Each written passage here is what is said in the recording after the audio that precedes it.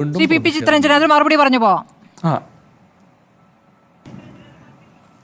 അല്ല, ഒന്ന് ശ്രീ ഷംസുദ്ദീൻ വളരെ കൃത്യമായി വിഷയത്തെ മറ്റൊരു നിലയിലേക്ക് മാറ്റി. സ്മൃതി ചോദിച്ചു, അവിടെ എല്ലാ അംഗങ്ങളും ദയവ് ചെയ്ത് തിരിച്ച് സീറ്റിൽ പോയിരിക്കണം എന്ന് സ്പീക്കർ തുടർച്ചയായിട്ട് അഭ്യർത്ഥിക്കുകയാണ്. അതിൻ്റെ അടിസ്ഥാനത്തിൽ ബഹുമാനപ്പെട്ട പ്രതിപക്ഷ നേതാവ് കൈ കാണിച്ചു.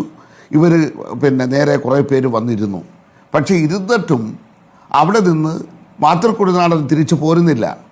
അവസാനം സ്പീക്കർ സംസാരിക്കാൻ തുടങ്ങിയപ്പോഴാണ് മാതൃക്കുടിനാടൻ അവിടെ പോയിരിക്കുന്നത്. അപ്പോഴാണ് സ്പീക്കർ പറഞ്ഞത്, ഈ ഇദ്ദേഹത്തിന് താമസിച്ചതുകൊണ്ട് മാത്രമാണ്. അത് നിങ്ങൾക്ക് ആ ക്ലിപ്പ് എടുത്ത് നോക്കിയാൽ വളരെ കൃത്യമായി സഭാ ടി വി നിങ്ങൾക്ക് മനസ്സിലാക്കാൻ കഴിയും. കാരണം പ്രതിപക്ഷ നേതാവ് ഒരു വാക്ക് പറയാൻ എഴുന്നേറ്റാൽ സ്വാഭാവികമായി പ്രതിപക്ഷ അംഗങ്ങൾ അദ്ദേഹത്തിൻ്റെ നിർദ്ദേശത്തിന് വിധേയമാകണമല്ലോ. അങ്ങനെ നിർദ്ദേശത്തിന് വിധേയമായാണോ ഇന്ന് പെരുമാറിയത് മുഴുവൻ? ഇന്ന് വളരെ ആസൂത്രണം ചെയ്ത് തയ്യാറാക്കി ബാനറും ബോർഡും എല്ലാമായിട്ട് വന്ന് രാവിലെ 9 മണിക്ക് തന്നെ കലാപരിപാടികൾ ആരംഭിക്കുകയല്ലേ ചെയ്തത്. രണ്ടാമത്തെ കാര്യം ഇവിടെ ചോദിച്ചല്ലോ, മുഖ്യമന്ത്രി എന്താ പറഞ്ഞത്? പ്രതിപക്ഷ നേതാവ് സ്പീക്കറോടടക്കം എത്ര മോശമായിട്ടാണ് കൈ ചൂണ്ടിക്കൊണ്ട് എന്താണ് വിളിച്ചത്. ഇപ്പോൾ അദ്ദേഹം പറഞ്ഞത് നേരത്തെ നിങ്ങൾ കേൾപ്പിച്ചു. മുഖ്യമന്ത്രി പറഞ്ഞല്ലോ, സഭാ മര്യാദ അനുസരിച്ച് പാർലമെൻ്ററി കീഴ്വഴക്കം അനുസരിച്ച് എല്ലാവരും സ്പീക്കറെ അങ്ങെന്നാണ് സംബോധന ചെയ്യുന്നത്. ആ സീറ്റിലിരിക്കുന്ന ആരായാലും അങ്ങെന്നാണ് സംബോധന ചെയ്യുന്നത്. ബഹുമാനപ്പെട്ട മുഖ്യമന്ത്രിയായാലും അതുപോലെ തന്നെ ബഹുമാനപ്പെട്ട പ്രതിപക്ഷ നേതാവായാലും അങ്ങ് എന്ന് തന്നെയാണ് സംബോധന ചെയ്യാറുള്ളത്. അംഗങ്ങളും അങ്ങനെ തന്നെയാണ് ചെയ്യേണ്ടത്. ഇവിടെ അതിനുശേഷം ഈ പ്രതിപക്ഷ നേതാവ് എഴുന്നേറ്റ് കൈ കൊണ്ടി നിന്നുകൊണ്ട് എന്തൊക്കെയാണ് വിളിച്ചു കൂടിയത്? അദ്ദേഹം പറഞ്ഞു, നിങ്ങൾ എന്ന് പറഞ്ഞുകൊണ്ട് നിരന്തരമായി ഭീഷണിപ്പെടുത്തുന്ന നിലയിലുള്ള സംസാരം. അതുമാത്രമല്ല, ഒരു പ്രതിപക്ഷ നേതാവ് എന്നുള്ള നിലയിൽ കാണിക്കേണ്ട ഒരു പക്വത അല്ലെങ്കിൽ ആ ഒരു സമീപനം ഇതിനു മുമ്പ് പ്രതിപക്ഷ നേതാക്കന്മാർ ഉണ്ടായിട്ടുണ്ട്. ഞങ്ങളൊക്കെ പുതുതായിട്ട് സഭയിൽ വന്നവരാണ്. പക്ഷേ അപ്പുറത്തിരിക്കുന്നവർ തന്നെ നോക്കൂ, ഈ ഒരു നിലപാടാണോ സ്വീകരിച്ചിരുന്നത്? മുഖ്യമന്ത്രി പ്രതിപക്ഷ നേതാവിനെ പറ്റി വിമർശിച്ചുകൊണ്ട് പ്രതികരിച്ചത് പ്രതിപക്ഷ നേതാവിന്റെ അസാന്നിധ്യത്തിലല്ലേ? അത് ശരിയായ രീതിയാണോ?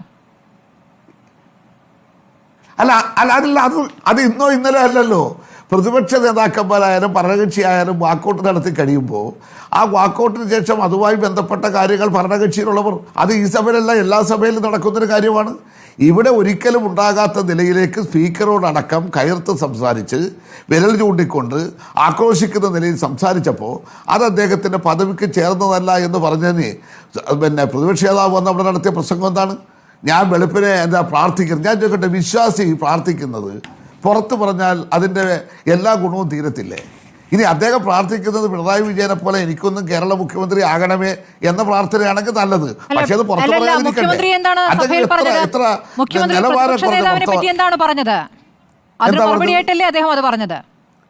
എന്ത് പറഞ്ഞു നിങ്ങൾ കേൾപ്പിക്കൂ. പല പ്രതിപക്ഷ നേതാവിനെ കുറിച്ച് മുഖ്യമന്ത്രി മുഖ്യമന്ത്രിയെ കുറിച്ച് പ്രതിപക്ഷ നേതാവ് പറഞ്ഞതുപോലെയാണോ അദ്ദേഹം പറഞ്ഞിരിക്കുന്നത്? നിങ്ങൾ രണ്ടും കേൾപ്പിക്കൂ. മുഖ്യമന്ത്രി എന്താ പറഞ്ഞത്? അതെന്താ കേട്ടു? ആരെങ്കിലും വ്യക്തിപരമായി നിക്ഷേപിച്ചോ? പ്രതിപക്ഷ നേതാവ് ആ സ്ഥാനത്തിൻ്റെ നിലവാരം കളയുന്നു എന്നുള്ള നിലയിലേക്ക് വർത്തമാനം പറയുന്നതും മുഖ്യമന്ത്രി വ്യക്തിപരമായി എന്താ അദ്ദേഹം പറഞ്ഞത്? അതാണോ ചെയ്യേണ്ടത്? അങ്ങനെയാണോ ചെയ്യേണ്ടത്? ഞങ്ങൾക്ക് സതീശനെ കുറിച്ച് കുറെ കാര്യങ്ങളൊക്കെ പറയാൻ അറിയാം. ഞങ്ങൾ അവിടെയെല്ലാം പറയാം. സതീശന്റെ കുറെ ചരിത്രങ്ങളുണ്ടല്ലോ. വ്യക്തിപരമല്ലേ? കാപട്യത്തിന്റെ മൂർത്തി രൂപം എന്ന് അതല്ല എത്രയോ നല്ല ഭാഷകളാണ് കാപട്യത്തിന്റെ മൂർത്തിഭാവം എന്ന് പറഞ്ഞാൽ അതിനകത്ത് എന്താ പ്രശ്നം? അതാണോ വേറെ മുഖ്യമന്ത്രി സംബോധന ചെയ്ത വാക്ക്? മാർക്സിസ്റ്റ് വിരുദ്ധത ഉണ്ടായിക്കോ, ഇടതുപക്ഷ വിരുദ്ധത ഉണ്ടായിക്കോ, പിണറായി വിജയൻ വിരുദ്ധത ഉണ്ടായിക്കോ, പക്ഷെ പറയുമ്പോ സാമാന്യ നീതി മര്യാദ പറയണം. ഇല്ല, പ്രതിപക്ഷം ഉന്നയിക്കാൻ ഉറച്ച ചോദ്യങ്ങളുടെ സ്റ്റാർട്ട് ക്വസ്റ്റ്യൻസ് അൺസ്റ്റാർഡ് ആക്കുന്നു. അവർക്ക് ചോദിക്കാൻ ഉദ്ദേശിച്ച ചോദ്യങ്ങൾ സഭയിൽ ഉന്നയിക്കാൻ പറ്റാതെ വരുന്നു. അപ്പോൾ എവിടെയാണ് കാപട്യം എന്ന് പറയാമോ? അല്ല, അത് ഞാൻ പ്രതിപക്ഷത്തോട് ചോദിക്കുകയാണ്. പ്രതിപക്ഷത്തോട് ചോദിച്ചോളാം. ശ്രീ ചിത്രരഞ്ജൻ, ഞാൻ താങ്കളോട് ചോദിക്കാനാണ് ചോദ്യമാണ് താങ്കളോട് ചോദിക്കുന്നത്. എന്താണ്? അല്ലല്ല, കാപട്യം എന്താണെന്ന് പറയണ്ടേ? ശ്രീ ചിത്രരഞ്ജൻ, ഞാനിപ്പോ ചോദിക്കുന്നത് വ്യക്തതയ്ക്ക് വേണ്ടിയിട്ടാണ്, അല്ലാതെ തർക്കിക്കാൻ വേണ്ടിയിട്ടല്ല. കാപട്യം എന്താണെന്ന് മനസ്സിലാക്കി തരൂ. പ്രതിപക്ഷ നേതാവിന്റെ കാപട്യം ഏത് കാര്യത്തിലാണ്? ഞാൻ ചോദിക്കട്ടെ, കാപട്യം എന്ന് പറഞ്ഞ വാക്കിന്റെ അർത്ഥം എന്താ? എന്താണ് പറഞ്ഞോളൂ, താങ്കൾ പറയൂ. താങ്കൾ മനസ്സിലാക്കിയ അർത്ഥം എന്താണ്? നിങ്ങൾ എന്തോ വലിയ കുഴപ്പം പിടിച്ചൊരു ഭാഷയായിട്ട് അതിന്റെ അർത്ഥം എന്താ? ശ്രീ ചിത്തരഞ്ജൻ, കപടത കാണിക്കുന്നത് എന്താണ്? എന്ത് കാപട്യമാണ് പ്രതിപക്ഷ നേതാവ് കാണിച്ചെന്ന് പറയൂ. അതെ, പ്രതിപക്ഷ നേതാവ് കാണിച്ച കാപട്യം എന്ന് പറഞ്ഞു കഴിഞ്ഞാൽ പ്രതിപക്ഷ നേതാവ് കാണിച്ചുകൊണ്ടിരിക്കുന്നതെല്ലാം, ഞാൻ ചോദിക്കട്ടെ, ഈ മലപ്പുറവുമായി ബന്ധപ്പെട്ട് ഉയർത്തിക്കൊണ്ടുവന്നിരിക്കുന്ന വിവാദങ്ങൾ അടക്കമുള്ളതെല്ലാം അവരുടെ കാപട്യത്തിന്റെ ലക്ഷ്യമല്ലേ? മലപ്പുറത്തെ ജനതയെ ആക്ഷേപിച്ചിരിക്കുന്നു, ജനസമൂഹത്തെ ആക്ഷേപിച്ചിരിക്കുന്നു എന്നൊക്കെ പറഞ്ഞുകൊണ്ടിരിക്കുന്ന കാപട്യമല്ലേ? നടക്കാത്ത കാര്യമല്ലേ? പറയാത്ത കാര്യമല്ലേ? പറയാത്ത കാര്യമല്ലേ? അതെല്ലാം പറയാത്ത കാര്യങ്ങൾ പറയുന്നതിനെ കാപട്യമൊന്നല്ലാതെ. ഒരു മിനിറ്റ്, ഇനി എന്തിനാണ് അതിനെക്കുറിച്ച്? അത് രണ്ടാം ഘട്ടത്തിൽ ഞാൻ വിശദീകരിക്കാം. മലപ്പുറത്തെ കുറിച്ച് നമുക്ക് ചർച്ച ചെയ്യാം, വിശദീകരിക്കാം.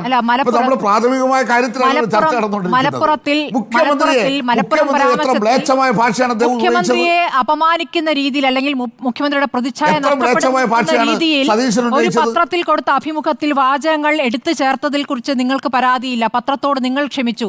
പക്ഷെ അതാരാണ് എടുത്തു ചേർത്തത് എന്ന് ഇപ്പോഴും ഈ കേരളത്തിന് അറിയില്ലെന്നേ. അങ്ങനെ ഒരു മറുപടി ഇതുവരെ വന്നിട്ടില്ല.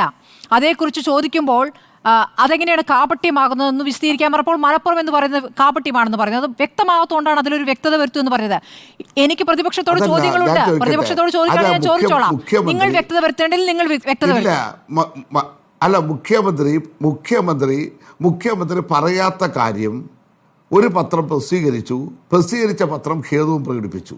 പ്രസിദ്ധീകരിച്ച പത്രത്തിന്റെ ആദ്യ വരി അതല്ലല്ലോ ശ്രീ ചിത്രരഞ്ജൻ. മുഖ്യമന്ത്രി പറയാത്ത ആദ്യ വരി എന്നുള്ളത് PR ഏജൻസി പറഞ്ഞതനുസരിച്ചാണ് ഇത് ചേർത്തത് എന്നുള്ളതാണ്. അപ്പോൾ PR ഏജൻസി ഞങ്ങൾക്കില്ല എന്ന് പറയുമ്പോൾ ആരാണ് അതിൽ ഇടപെട്ടത്? ആ ഇടപെട്ട ആൾക്കെതിരെ കേസ് എടുക്കേണ്ടതല്ലേ? അത് ഉദ്ദേശത്തോടു കൂടി ചെയ്ത കാര്യമല്ലേ? അങ്ങനെ ഒരു സംശയം നിങ്ങൾക്കില്ലാത്തത് എന്തുകൊണ്ടാണ് Shri Chitharanjan?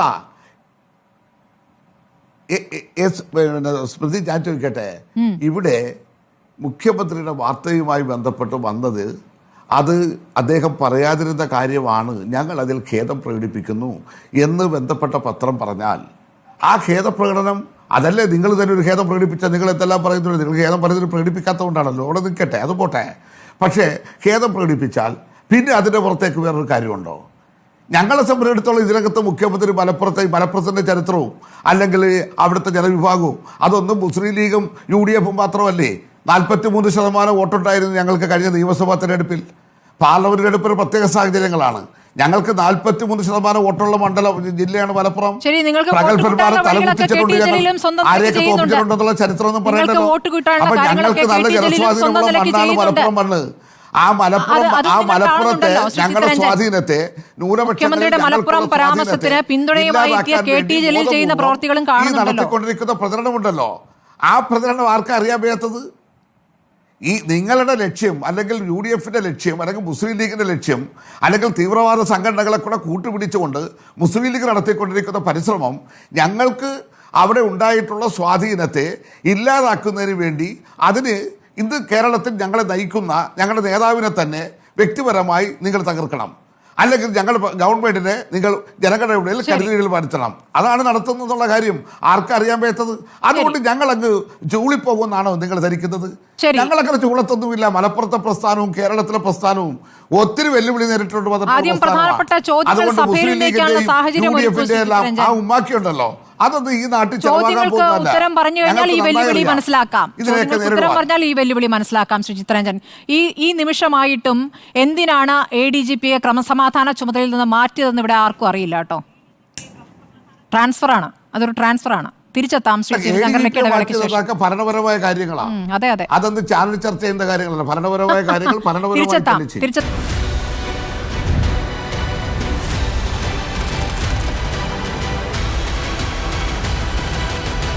Debate with Smriti Parathikkad.